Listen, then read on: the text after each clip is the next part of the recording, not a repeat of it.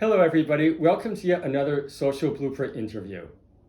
Friends, we all know the Jewish religion, it's all-encompassing.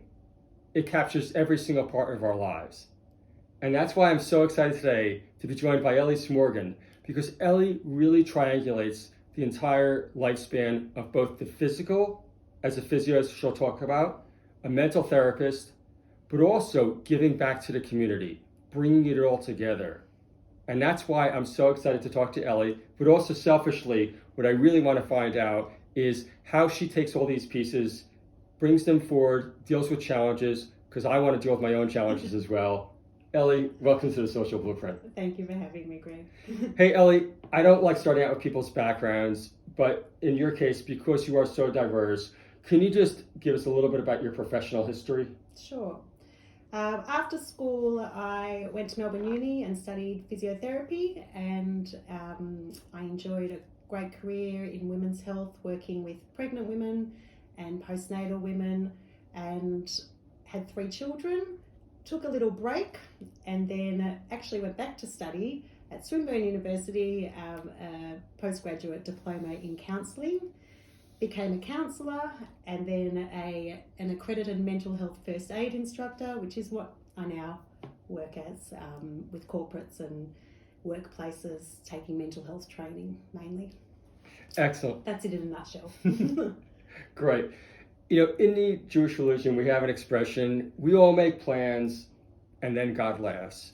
In your case, you had the great professional career going as a physio, the husband, the requisite 3.3 children, if you will. But then life changed very quickly for you and you lost a lot of your support system. Can you just touch on that a little bit? Sure.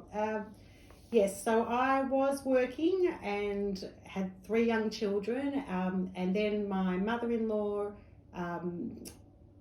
was diagnosed with cancer, and she unfortunately passed away. And then literally a few months later, my own mother was diagnosed with cancer as well, and she passed away a few years after that. So there was a period of about 8 years where we had quite a bit of illness happening, and it was a very tough time with 3 young children, and I did lose my support network, and it forced me to stop working. It was a very tricky time with young kids and taking care of our parents.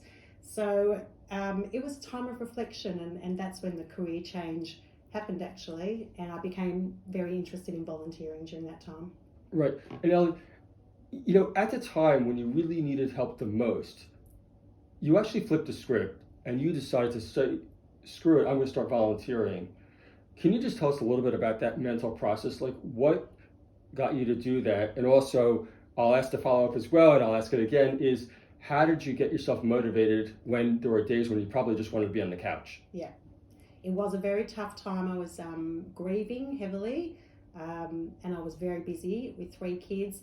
And I think it really came down to just wanting to find some joy again, wanting to find, really it was just that first step of what brings me joy. And I reflected at the time, what did I used to enjoy before, you know, these life events happened, before kids, before this grief and loss. And I always enjoyed learning, and I always enjoyed helping people. So I decided to go to do the Holocaust Studies course at the Jewish Holocaust Centre. I was always interested in learning more about the Holocaust. I come from 4 Holocaust surviving grandparents, and that was fascinating. And then I became a volunteer guide after that, which I still continue to do every Monday morning.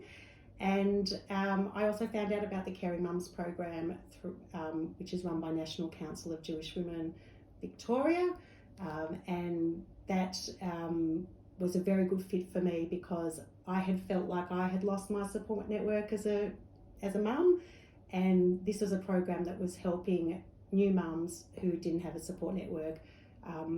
So I began volunteering, and I was paired with various mums who I would go see and spend some time with them and give them emotional support. So I guess it was just a way, selfishly, it was what brought me joy, but it was also extremely rewarding, and it was great to just get out of my my space of, right, you know, my responsibilities at home and I guess the grief as well, to just distract myself and be a part of the community. Yeah, and I'm curious, did you feel, and I noticed this sometimes too, you have to find something in your life that you know is unequivocally positive. Yeah.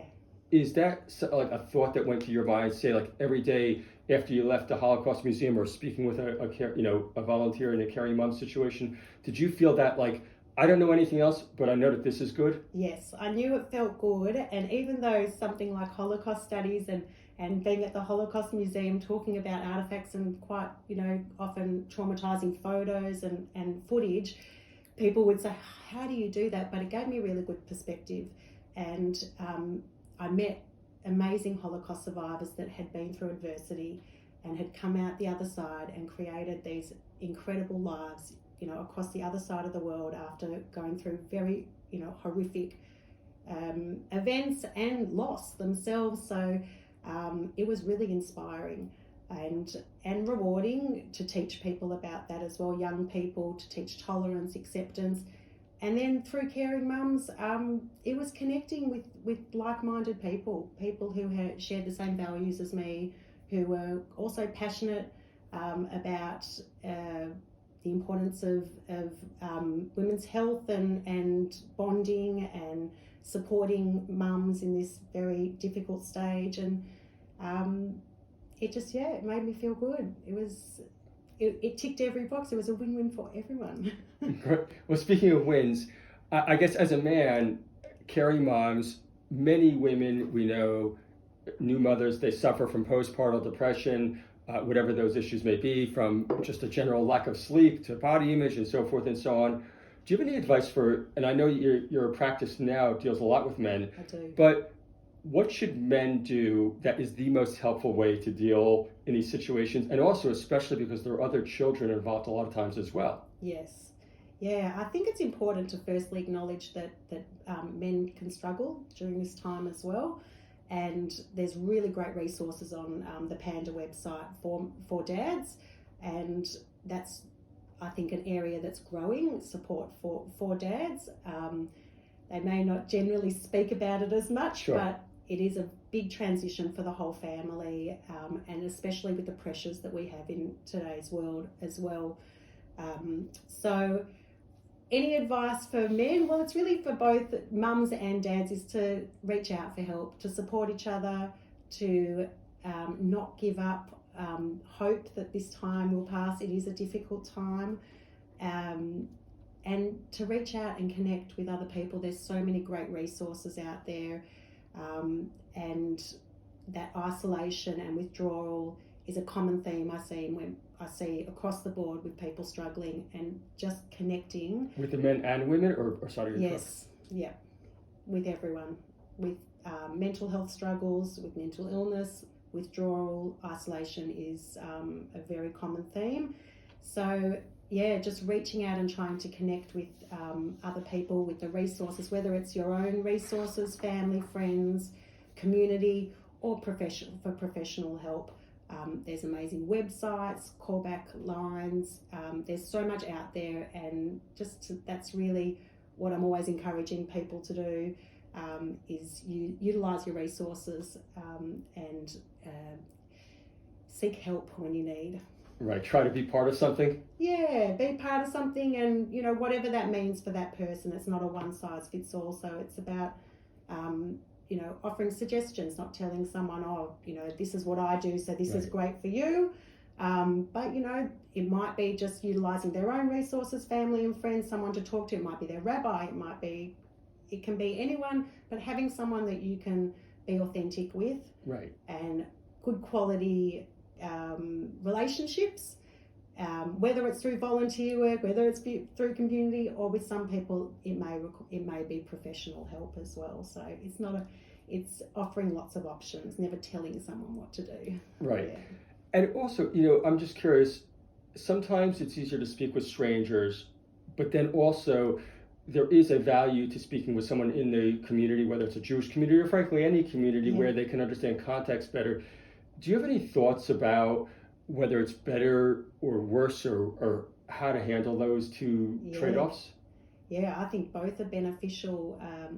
I think someone objective. That's why the Caring Mums program, I think, is so successful and so effective, because it is someone coming in that is objective, that's non-judgmental, that's compassionate, that's not coming in to fix. Right. That's there to validate and witness the journey of motherhood, rather than trying to fix everything and focus on the baby. We come in and we focus on the mother. And we are there to nurture her and be there for her, so she can be, and be a cheerleader, so she can be the best parent she can be, which then influences the bonding process and the development of that child, actually. So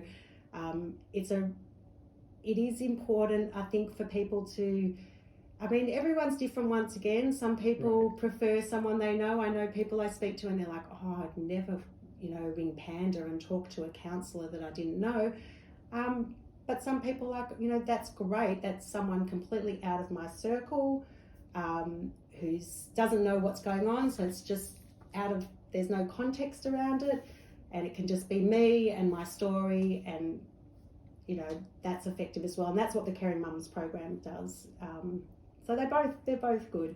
Yeah, and I think that, again, it goes back to the isolation, trying to get people out of isolation, if you will. Yes, especially after the last couple of years. Yes, yeah. I can imagine. And maybe that's a good segue to talk about COVID a little bit, because we are coming out of the other side, and there are a lot of issues around it. Are there certain themes, we're all trying to figure out exactly how the post-COVID world works. At the same time, it's dealing with those, I guess you call it the past issues, versus getting on with the program. Yeah. Do you have any thoughts about that, or any? Yeah, my thoughts about that are that I think it's important to acknowledge your feelings and to not suppress them and sort of just be get on, and we don't really deal with any feelings that are coming up or thoughts that are coming up. I think we need to make friends with that, whether it's the inner critic or it's just the sadness or the anxiety or whatever it is that's coming up. We need to acknowledge and process that, but then not be stuck there. Then accept that part of ourselves and then take some action, move forward. So again, it's, not black or white. It's really, I'm giving you I'm answering it, that both are important. Feeling your feelings, but also moving forward and taking action, and again, having someone that you can talk to authentically that validates what you're saying, so you feel heard and understood. And from that place, then you become more of a risk taker because you feel safe. So it is contradictory, feeling safe allows you to be a risk taker. So both are important. Absolutely. I could certainly see that, because you know that the ramifications of being quote unquote wrong maybe not quite as disastrous as you think that they are. Yeah, because you have the safety of good relationships, and again, it comes back to that connection, connecting with people that are authentic and that inspire you and make you feel good. And speaking of connection in the Jewish community, one of the unknown facets of the community is there are a lot of isolated Jewish people out there. And they're also, in many cases, disenfranchised, where they actually almost feel it's a negative that they've been wronged or whatever it may be. Clearly, it's a touchy subject, especially where we can see somebody that would benefit so much, yet they won't take that step. Yeah. Do you have any words of advice of how to deal with those types of people? Because you really want to help them, but you just don't know how. Yeah, it's a tough one, because, a part of me is that I'm just very curious to know where that person's coming from. I want to understand their point of view. I don't want to necessarily go in putting, my point of view across that they should be like me. I want to know where that comes from. What's their story? So it's not really about pushing or thinking, that this could really help you because it's helped me. Right. Volunteering's amazing, because it really was. I find it amazing. I find it very balancing for my life, with my work and with my domestic roles and family. I love it, but that is not for everybody. And also being involved with the Jewish community, you pick and choose what you want. But I'm always curious first to learn that person's point of view. And then it's really about just talking about my own experience. Right. And I guess we've been given this community. I feel very, very grateful that we have this amazing Jewish community in Melbourne. We've got these amazing organisations like your one, the Social Blueprint. So there's so much out there. You can pick and choose what you want to be involved with, a little bit or a lot, or even, outside the community as well. There's lots on offer. Yeah, and what's so frustrating is that we all know, and it's not just a Jewish community, it's frankly any religious community, people live longer lives statistically, they survey much more happy, and certainly into connection, which we all know is so important. It can be very daunting when you really want to help somebody, and you just don't have that skill set, and that's why I was asking that question there. And the benefits of that sense of belonging and the feeling, you do get a dopamine and serotonin Exactly. from helping others and being involved and connecting. So you do want to push people, but you can't make people do things. I've learned that. Yeah, it's ironic that in the Jewish religion, we have this, thing called minyan, which literally is a halakhic law that we have to have 10 men to say certain prayers, and it is almost a forcing of connection, if you will. Yeah. There's some very wise, traditions and amazing sort of rituals as part of all religions, and I guess that they do have the background of the, how do human beings thrive, and encouraging that thriving. So I love that part of the religion. So again, it's picking and choosing. It's more than a religion; it's a culture. It's a way of living, and it's being aligned with your values within that community or religion. Yeah. And look, we all are going to go through challenges in life. As the saying goes, nobody gets out alive. And it sounds like you're in a fantastic spot right now, but no doubt life is going to challenge you again. It's going to challenge all of us here. What advice do you have for people that you're currently using where you understand this is the situation, but also there is, you used the word earlier, it's a 4-letter word, but it's the good word, which is HOPE. Yes. Is that one of the key, I guess, thought processes that you will use going forward? Yeah, I think it's hope that is very important, that things can get better. Reaching out for help when you need is definitely something that I'm always thinking about if I was to struggle, and also monitoring myself, I think, is very important. So if I feel that I'm sliding or deteriorating, and I always encourage people to take some time to just, reflect on how you're actually feeling, whether it's through a meditation practice or nature, right, or whatever is being present, so you can actually feel what's going on for you and just reflect on that, whether, not coping as well as I should be, and then actually reaching out for help and having that hope that things can get better. I don't have to live like this. There are resources out there, and there are amazing people and organisations available to make things better. So you're very aware, it sounds like, of yourself, where it's so easy to get caught up in, I've got to get here, I've got to get to the gym, I've got to get to work, and all these other factors.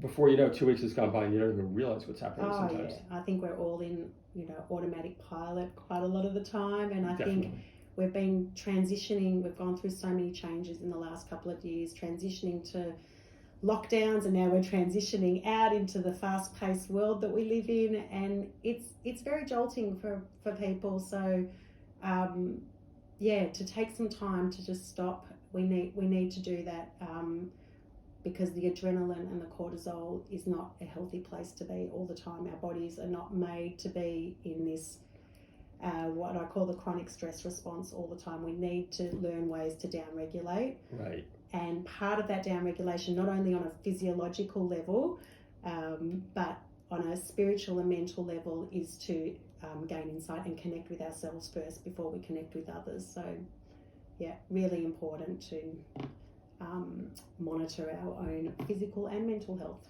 Right. And speaking of that, I'm a big believer in a physical and mental, that there's a circular relationship. Many times change your physiology, to change your mentality or something like that. You've worked both as a physio and a mental therapist. Do you have any thoughts about that? Yeah, I have a real appreciation for the pretty complex interaction between our mental and physical health after working for a number of years with the physical body and then moving on to counselling and mental health. We know research shows, and it is, I think we would all agree that when our mental health is suffering, our physical health actually suffers. And when we have physical injury or physical illness, it predisposes us to mental health struggles and mental illness as well. So they are so interrelated, Right.